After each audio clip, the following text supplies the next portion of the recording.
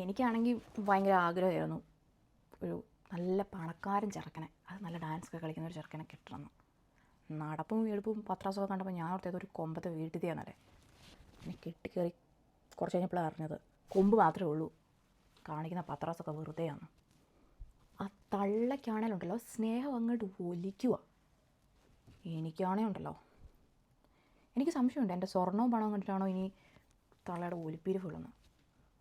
നിൻ്റെ പെങ്ങളും അങ്ങനെ തന്നെ ചുമ്മാ അങ്ങ് ഒലിപ്പിക്കുക. എന്നാ നിഷ്കളങ്കര്. കള്ളനെ കണ്ടാലറിയും എന്തോ കള്ള ലക്ഷണമുണ്ട്. അതുപോലെ നിന്നെ അനിയത്തിനെ.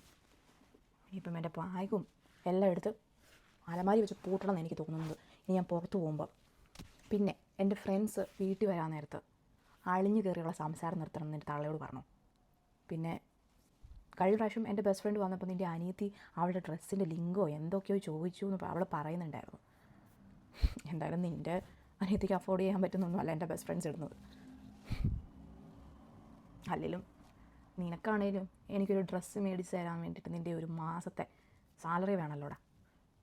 അതൊക്കെ എൻ്റെ അപ്പനെ കണ്ട് നീ പഠിക്കും എൻ്റെ അമ്മേനെ എങ്ങനെ ട്രീറ്റ് ചെയ്യുന്നതെന്ന്. എൻ്റെ ഐഡിയ ആയിപ്പോയി. ഇല്ലെങ്കിൽ എനിക്ക് പരാതിയെങ്കിലും മേടിച്ചെന്ന് പറയാമായിരുന്നു. ഇപ്പോൾ എനിക്കത് അതും പറ്റാത്ത അവസ്ഥയാണ്. എങ്ങനെയും സഹിച്ചു പിടിച്ച് നിൻ്റെ കൂടെ ജീവിക്കുക എന്നല്ലാതെ എല്ലാവരുടെയും മുമ്പിൽ ഇങ്ങനെ കൊണ്ടു നടക്കാം ഒരു സാധനമായിട്ട്.